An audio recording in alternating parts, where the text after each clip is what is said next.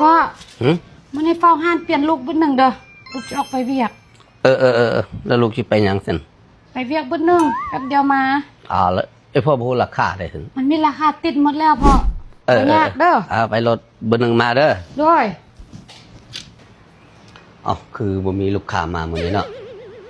ปันไดลูกค้าจะมานี่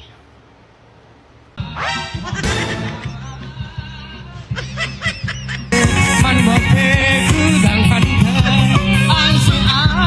นหักแท้แต่ให้ต้องถือสาอยู่ที่ว่าเข้าใจกันมาห่วงใจสั่งฝันให้มันทิ้งไปแล้วเจ้าเรื่องแฟนเก่าอย่าเอาใส่ใจไอ้ขอสิ่งทำสุดท้ายเพลงนี้มันดังมาที่ใส่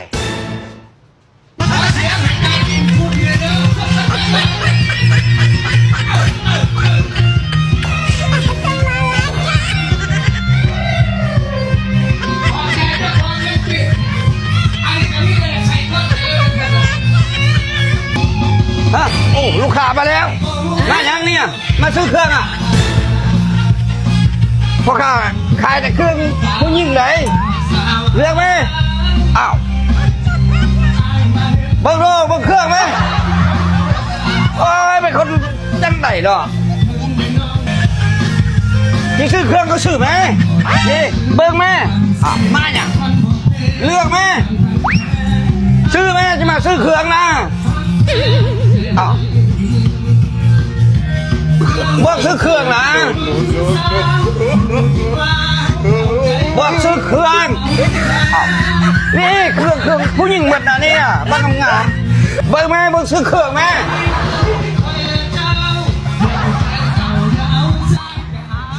ลูกสาวก็บอกให้ข่อยขายเครื่องลูกสาวบอกให้ขายเครื่องราคาหูแล้วในเขียนติดอยู่นี่เลือกแม่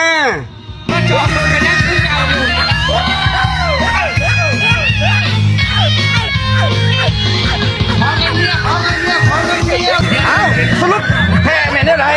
ซื้อหรือบ่ซื้อซื้อแม่บอกว่าซื้อเครื่องนะ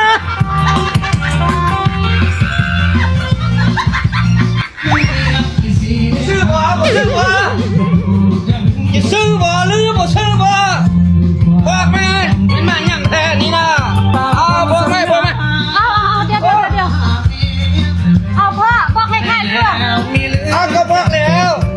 ไม่เอาบ่บอกยังมิดอยู่บอกให้เลือกคนซื้อเครื่องไม่ขายเครื่องไหนนี่นะเอาลงก่อนห้านขายเครื่องประมาณห้านปาร์ตี้เขาผิดห้านบอกว่าเขาผิดห้านติบ่ผิดเอาห้านขายเสื้อผ้าประมาณห้านปาร์ตี้เด้โอ้ทาแป้งก่อนสนะทักมาบ่ผิดห้าน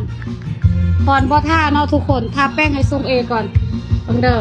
ลูกปุ๊บเนียนปักแบบนี้เห็นบ่โอเคแป้งมาดามกอยคักอีหลีเด้อเน้นปกปิดรอยดำรอยแดงปกปิดรุมสิวคุมสิวปกปิดฝ้ากระปกปิดจุดดำๆแล้วที่สำคัญล็อกเครื่องสำอางให้ได้เครื่องสำอางปิดผมอีกเด้อ01ผิวขาว02ผิวสีแทนทาแล้วปุ๊บรอยดำรอยแดงรอยฝ้ารอยกระของเราจะหายทันทีและมั่นใจตัวเองเลยอันนี้เบื้องทาเนาะอันนี้เบื้องบ่ทาเห็นบ่01ผิวขาว02ผิวสีแทนเด้อใครพิมพ์คำว่าสนใจใต้คลิปนี้ให้ตลับละราคาส่ง